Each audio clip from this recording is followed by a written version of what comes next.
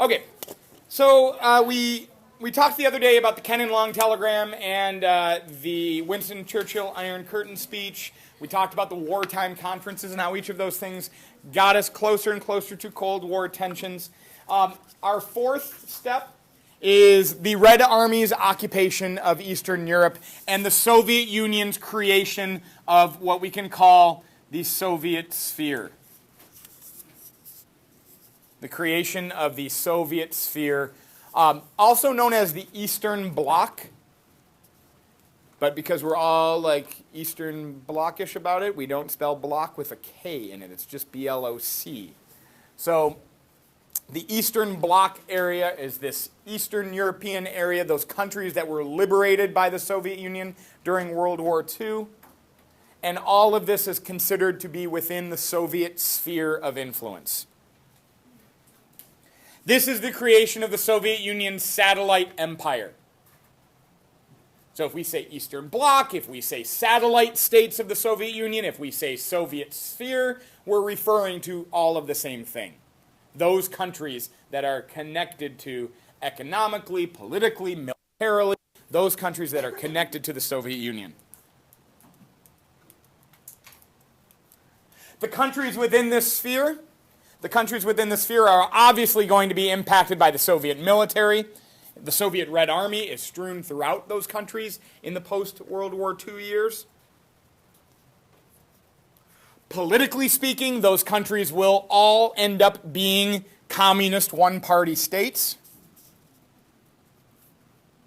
Remember, we talked about the baggage train and the salami tactics that were used in order to turn those countries into communist one-party states.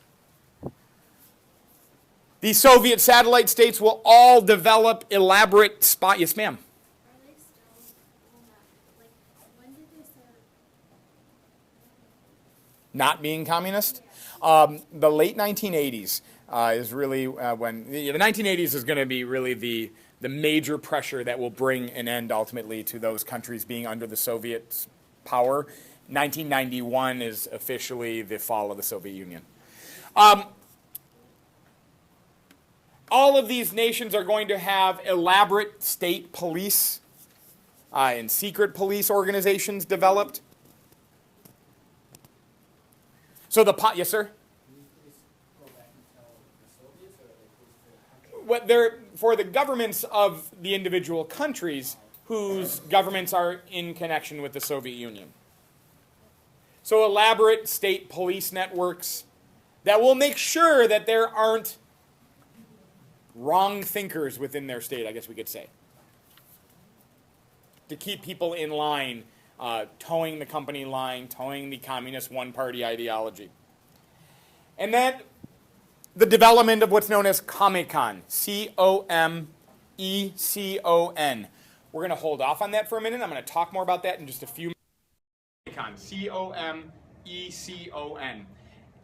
You could put a little note. That's going to make an economic connection between the Soviet Union and the Eastern Bloc states. But I'm going to talk more about Comecon in a couple minutes. So by 1948, early 1949, we've got Eastern Europe that is firmly within the Soviet sphere, being politically, militarily, and economically tied to Moscow. Moscow is pulling the strings. And I had a hand over here. Yeah. Related to like the secret police and the state police, is that what like the thing that Mr. Lacey mentioned during lunch today, like the prisoner of conscience? Yeah, it could be. Yeah. Like people that are maybe imprisoned because they have different ideological views. Sure. Okay, good. Everybody good? Everybody happy? Militarily, economically, and what's the last one you said? Politically, militarily, and economically. And when was this by? Like 1948, 1949? 1948. So that's step 4, Red Army occupation of Eastern Europe and the creation of the Soviet satellite states. Step 5, Truman Doctrine. Truman Doctrine. Harry Truman is President of the United States, obviously, after the death of Franklin Roosevelt in April of 1945. This is a really famous picture. You don't need to write about this, but it's maybe one of the more famous pictures of the 20th century America. This is after the 1948 presidential election, when Harry Truman was said to have been defeated by his opponent, Republican George Dewey, and that was printed in the Chicago Daily Tribune. But this race was called too soon by Chicago Daily Tribune, and obviously Harry Truman actually won the election. So here is a very happy Harry Truman holding the newspaper that says he was defeated, and obviously he would not be defeated. He would go on to be president. In March of 1947, Harry Truman will issue what's known as the Truman Doctrine. Harry Truman will issue the Truman Doctrine. A doctrine is just a statement of presidential policy with regard to, in these cases, foreign policy. You guys remember a couple years ago probably learning about the Monroe Doctrine, right? Does anybody recall what the Monroe Doctrine talked about? Yes, Amanda.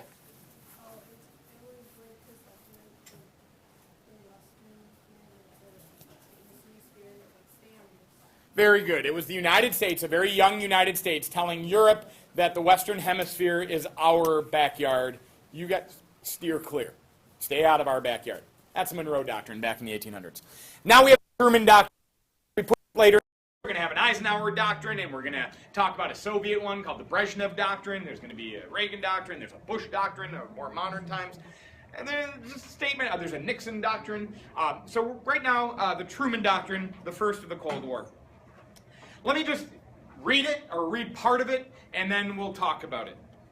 The United States, the Truman Doctrine says, has the obligation to support free peoples who are resisting subjugation by armed minorities or outside pressures. So the United States, we have an obligation. We must support the people we see around the world as free people when they are resisting being taken over by outsiders. We never say the word communism. We never say the word Soviet Union in the Truman Doctrine.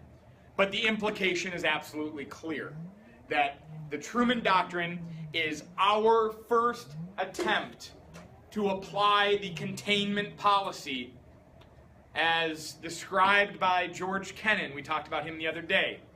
Not letting communism spread from where it is. We can't stop communism in the Soviet Union. You can't stop it in the Eastern Bloc states where it already exists. But you can stop it from spreading any further. The Truman Doctrine is what is meant to do that. All right?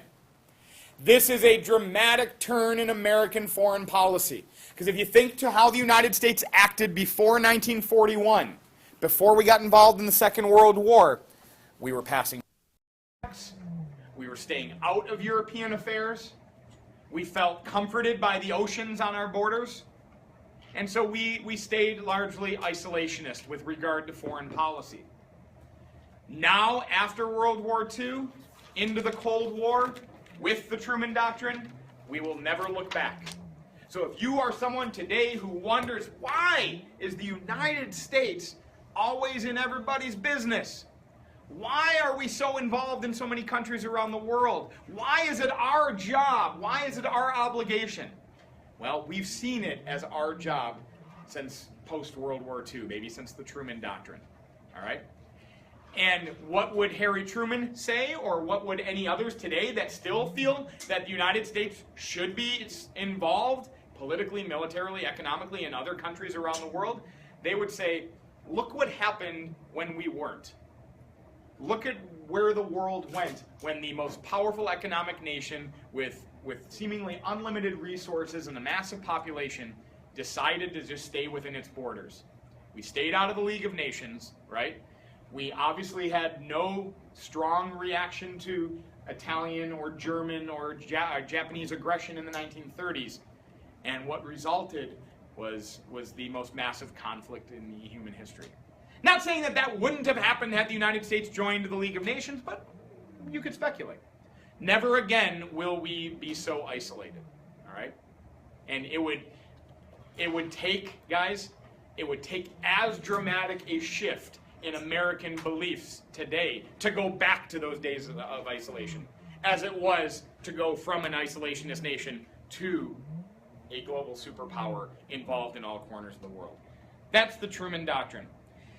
Primarily the response to the Truman Doctrine, and this is going to be helpful because we are just approaching our Thanksgiving feasts, where we all know our favorite part of the Thanksgiving dinner. What's your favorite part of the turkey, Eddie? The turkey is your favorite part of the turkey, all of it? But within the turkey, what's your favorite part?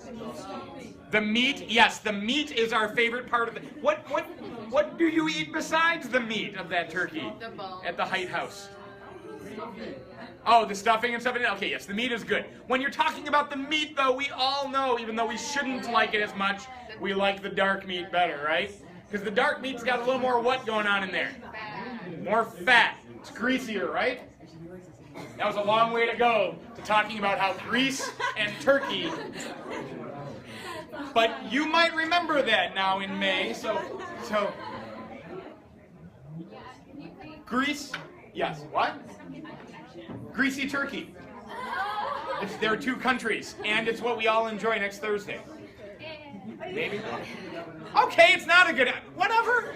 If one of you in May thinks back to, oh my gosh, what were the countries that like spurred President Truman to draft the Truman Doctrine and start pumping military aid so they can resist these protest movements that might possibly topple the government and turn them communist?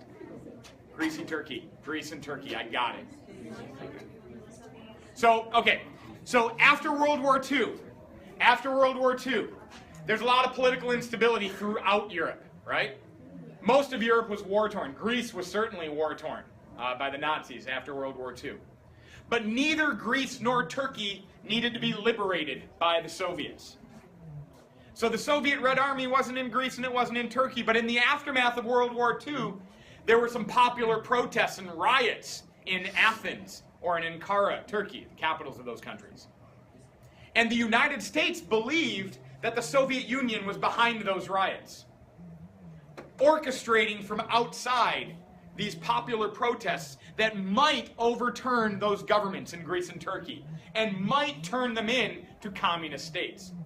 And why, geopolitically speaking, looking at the geography of the situation, why would Greece and why would Turkey becoming communist really cause the United States concern? Yes, ma'am? Mediterranean Sea is Very good, because what has the Soviet Union longed for centuries now? What kind of ports? Warm water ports. All ports are seaports. Warm water ports, right? Warm water ports. They don't have a lot of those. So they want access to the Mediterranean Sea. So Greece and Turkey are of primary concern to the United States. The Truman Doctrine is initially, even though the words Greece and the words Turkey and the words Soviet Union and communist don't appear in it, the idea of the Truman Doctrine is that the United States is now saying, not only are we not going to stay neutral in future conflicts, but when countries need our assistance to resist outsiders trying to overturn their government, or people from inside trying to topple governments, we will aid those states. If you are a free nation, we will aid your country. So we will start pumping military aid into Greece and military aid into Turkey under the auspices of the Truman Doctrine. Yeah? How was that idea encouraged to the U.S. people when they urged them to support the government? How is that? So how to convince the American people who were formerly so supportive of like the America First campaign and staying isolationist? Yes, sir? Yeah, and we're getting there. The domino theory has the name hasn't been used yet. That's going to more come in the 50s and talking about Asia. But you can absolutely see that the communist world is now spreading in Eastern Europe. And it's not beyond the realm of possibility that it could spread even further. And remember what communism was all about, right? What's like the chief tenet of communism? Yeah. Help out the poor people. Okay, help out the poor people by doing what? And how do you do that? Wait, say what? Take from the, okay, so you have to confiscate private property, right? Kind of a rob from the rich and spread it all out. Sure, a Robin Hood scheme here. You have to confiscate property. You have to collectivize agriculture. There's no private ownership of businesses or anything in a idealistically pure communist state. Well, the United States, we kind of founded ourselves on principles of life, liberty, and property, but we turned it to pursuit of happiness, right? We don't like the idea of people telling us how we are to live our day-to-day lives, or that we can't own our homes, or we can't own the land that we live on, right? So this freaks us out. And the American government is pumping out its own propaganda, letting the American people know how dangerous this communist threat is. If we have a little time at the end of the hour, we'll watch something. I posted a couple things on my YouTube channel this weekend that you guys might have come across. So we hated the notion of communism because it was like the antithesis of the way we saw the world working. Like freedom, democracy, freedom of religion. Where does communism stand on religion? No religion. There's no religion. Communism is an atheistic thing. Churches in the Soviet Union were being shut down and either destroyed or turned into government offices. So we're not down with all that. Yeah. Is like all mainstream communism like really against it, or would it be able to adapt to whatever religion people have? In some places, like when communism in Cuba didn't squash Catholicism in Cuba. Communism in Vietnam hasn't like eradicated Buddhism in Vietnam. But purely, like those governments, it is an atheistic. They are atheistic states. Yes. It really depends on how far they go with the cult of personality. Like with Stalin, they were a lot more anti-church than under Lenin. And like in North Korea, you also have a huge cult of personality. So like, the only religion is the state. Is the idea. Everybody good? Cool. So the United States is now going to start pumping military aid into Greece and Turkey, and any other countries that we see free people resisting outside oppression. All right. Next. Yeah. Oh yeah, yeah. But weapons as well. Okay, next. In February of 1948, the Czech coup, Czechoslovakian coup, C-Z-E-C-H, the Czech coup. Coup, C-O-U-P. It's from a French word, a French phrase, coup d'etat, which literally means like a shaking of the state. It is used in diplomatic terms to mean an overthrowing, a violent and sudden overthrowing of a government, typically by that nation's military. We differentiate between coup d'etat and revolutions typically in thinking that revolutions are typically supported by the people. They rise up out of the people. Whereas a coup d'etat is typically like a nation's military overthrowing the seated government. Why French words? Because French has long been the language of diplomacy, going back centuries. So for everybody that thinks Spanish is the most important language to learn, Mrs. Doby would tell you that, wait a minute here, yeah, you might go to a Mexican restaurant, or you might want to go to Cancun one day, or there's certainly a lot of Americans that speak Spanish that you might want to converse with. But on an international scene, French is every bit as important or even more important. It is still, in many circles, the language of diplomacy. And so we are going to have words throughout the Cold War era like détente, French word, or coup d'etat, French, or revanchism, French word, or rapprochement, another French word. So we use a lot of these French words because they're the language of diplomacy, okay? So in February of 1948, Czechoslovakia was like the last holdout in Eastern Europe. Of all the places that the Soviet Union had liberated and had orchestrated the rise of single-party communist states, Czechoslovakia was a holdout. Czechoslovakia was a unique country in Eastern Europe. They were a little bit more Western European-like in Czechoslovakia than anywhere else in Eastern Europe. They were more modernized, they were more industrialized than other nations of Eastern Europe. If you guys recall, after World War I, the birth of Czechoslovakia was supported tremendously by a country like France. France wanted a strong and successful Czechoslovakia so they could have another rival to Germany on the other side of Germany. So Czechoslovakia actually had some democratic traditions, even from before World War II. So after World War II, Czechoslovakia wasn't as quickly turning into this communist one-party state as the Soviet Union would have liked. So in February of 1948, the Communist Party of Czechoslovakia, which existed, supported by the Soviet Union, is going to drive the non-communists out of the government, essentially forcing the non-communists out of the Czechoslovakian government. Now, this is a bloodless coup. This is not like a violent coup, but words matter, right? Words matter, names matter. What did Shakespeare say about names? A rose what? A rose by any other name would smell as sweet. It might smell as sweet, but if we named them fart blossoms, we would not be giving them to our girlfriends on Valentine's Day, right? Or our wives, right? So names do matter, words matter. And when this event went down in Czechoslovakia, and Czechoslovakia went from having a multi-party state to now a one-party communist state, as the non-communists were driven out of the government, Harry Truman and the United States government referred to this event as the Czechoslovakian coup. We called it a coup because we saw it as an undemocratic overthrowing of a democratic state. And it is the Czechoslovakian coup that will be used to get the support of Congress to approve what I call step now 7 of the march towards the Cold War. Did I mention? Step 6 was the Czech coup. My bad. I didn't tell you. Step 6 was the Czechoslovakian coup. So now step 7, because the Czechoslovakian coup happened, we can have the passage of what's called the Marshall Plan. This is in March of 1948. Oh, March of 48, the Marshall Plan.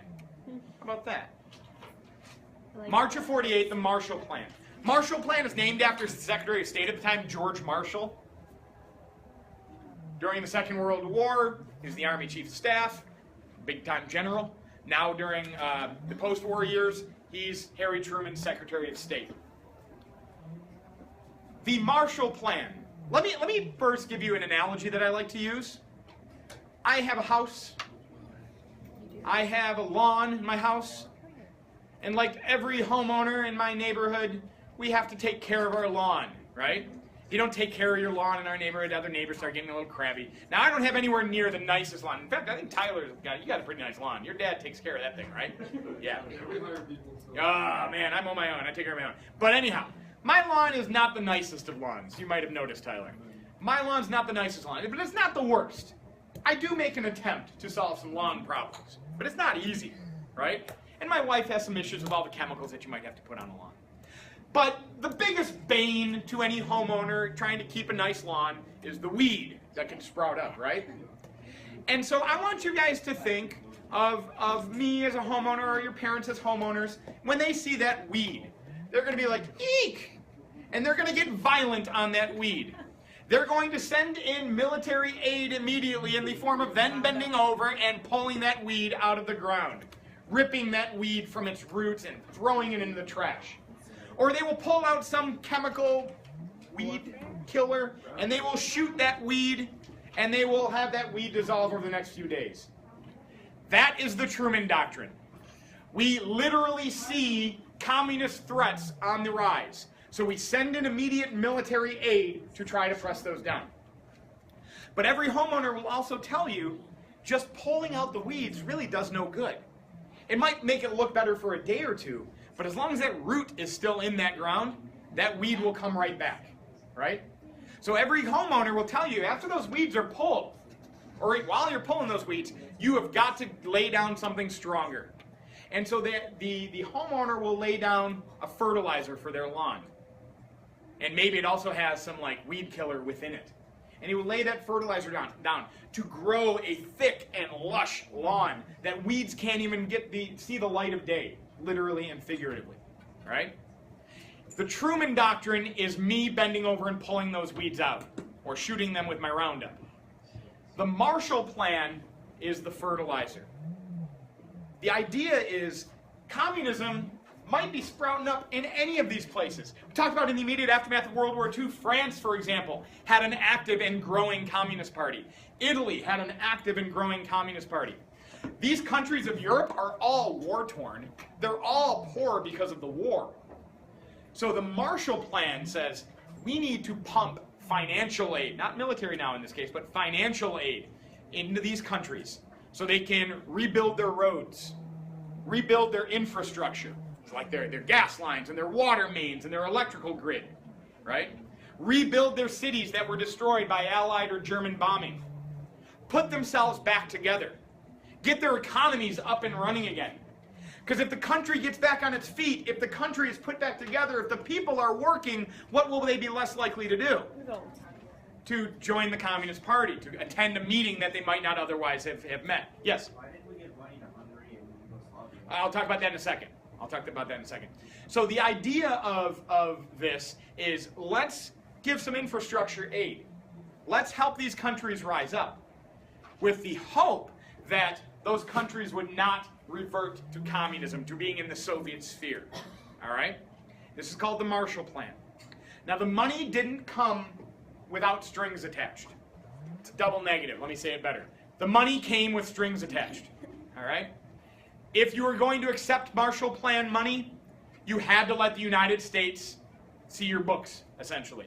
We had to know what you were spending the money on. Like, we didn't want to give you money just for you to pass it off to the Soviet Union, for example. So we had to know where the money was going and how you were going to be using it. And most European countries, as you can see, accepted some level of Marshall Plan money. Now, Kevin brought up Yugoslavia here. They're kind of an interesting case. Yugoslavia after World War II is a communist nation. We remember that Josip Broz Tito, the communist Yugoslavian leader of the Yugoslavian partisans, that along with his armies drove the Nazis out of Germany himself. So the Soviet Red Army never had to go through Yugoslavia to liberate them. The partisans did it on their own. So Joseph Stalin is not going to have Joseph Broz Tito in his back pocket. Tito is independent of the Soviet Union. So, one second. And so, he is going to be able to accept Marshall Plan money. And there will be a very different relationship. Even though Yugoslavia is a communist nation, they're not in the Soviet sphere like the rest of Eastern Europe is. So we have a little bit of a different relationship with them. Now, when we are spreading this money around, we of course are not saying, we are giving you money, Europe, so you don't turn communist. But that's our intention. We are giving you money, Europe, so you don't turn communist. Kevin, did you have something to add? How many times did Stalin try to kill Tito? Oh, yeah, I don't know exactly, but yeah, there was no love lost between the two of them. I remember he sent Stalin a letter saying, like, stop sending assassins to me. Excellent. Yusuf. Yeah. It says that the U.S. also was willing to offer the USSR. Absolutely. Absolutely. Is that to actually help them out, or is that to... Or were they I think there was some hope there that, hey, like, if you can come around to this, maybe we don't have to be quite as antagonistic going forward. But I also think there was, like, the knowledge that we're going to offer it, but they're not going to accept it. Like, you know what's going to happen. So maybe it was just an idle offer, a formality, but we knew it was never going to be accepted. But do we look a little bit better having made the offer? Sure. So this is the Marshall Plan. Harry Truman called the Truman Doctrine and the Marshall Plan two sides of the same walnut. Because he's from Missouri and he's got sayings like that. So two halves of the same walnut. Basically, the Truman Doctrine and the Marshall Plan have to work together. Just like I have to pull the weeds in my yard and I have to lay out the fertilizer so we can keep future weeds from growing. All right? So the United States, through the Marshall Plan, will pump billions of dollars into Europe to help put them back together. And you see, guys, the primary aid is going to be going to Western European states. Eastern Europe, those countries in the Soviet bloc, they're not getting it. The Soviet reaction to this and the Truman Doctrine is one of accusing America of being imperialistic. And that's a bad word now, post-World War II. Empires are like ending after World War II. The Truman Doctrine, Joseph Stalin says, is America meddling in the affairs of Greece and Turkey, not letting those people be how they want to be. The Marshall Plan, according to Joseph Stalin, is what he calls dollar imperial, or what is referred to as dollar imperialism. Okay, America is not like physically taking over these countries, but when we are giving them money with strings attached and wanting them to use that money in certain ways, then we are really enforcing or placing our will onto those countries. So Stalin is not happy. He rejects this and calls it dollar imperialism. Response to that is the Soviet Union begins to enter into a series of economic agreements with Eastern Europe, known as the Molotov Plan. We've heard the Molotov name before from the Nazi-Soviet Non-Aggression Pact. It's really the Molotov-Ribbentrop Pact. Or you might remember the word Molotov cocktails, because those glass bottles filled with fuel that are ignited and thrown and make up little makeshift bombs. Those are what Finland was using after the Soviets invaded Finland in the Winter War. They called them Molotov cocktails to stick it to the Soviets. So Molotov is still in the Soviet government. M-O-L-O-T-O-V. These are a series of bilateral trade agreements between the Soviet Union and Poland and Romania and Hungary and Czechoslovakia, linking those economies more tightly together. And then in January of 1949, the Organisation of Comecon. C-O-M-E-C-O-N. January of 1949, Comecon. This took place in Moscow, and where citizens from the Eastern Bloc states and the Soviet Union got together and they dressed up like their favorite communist leader, and they went to a convention hall and they hung out with other like-minded weirdos. I'm kidding. I'm kidding. It's not Comic-Con. No, it's Comecon. C-O-M-E-C-O-N. This is Funny, huh? Yeah, I know. I'm sorry. This is all part of the 7th Marshall Plan, the response to the Marshall Plan. Yes, ma'am. What were we talking about Molotov for? Molotov Plan, because it's just named after him. It's the linking of the economies of Soviet Union and Poland, for example, and other bilateral agreements. When I say bilateral, it means just 2-country agreements. Comecon, one second, let me finish up here. Comecon is the Council for Mutual Economic Assistance. The Council for Mutual Economic Assistance. It's a centralized agency directed by Moscow that links together the economies of the Soviet Union with that of the Eastern Bloc. And through Comecon, those Eastern European nations will get support in the collectivization of their agriculture and the organization and construction of heavy industry within those nations. So turning those countries into Soviet-style economies. That's what Comecon is all about. So if you want to think of the Marshall Plan and Comecon as like the Soviets' attempt to link the economies of Eastern Europe with their own, the Marshall Plan is our working to link our economies with theirs in Western Europe, you can think of it like that.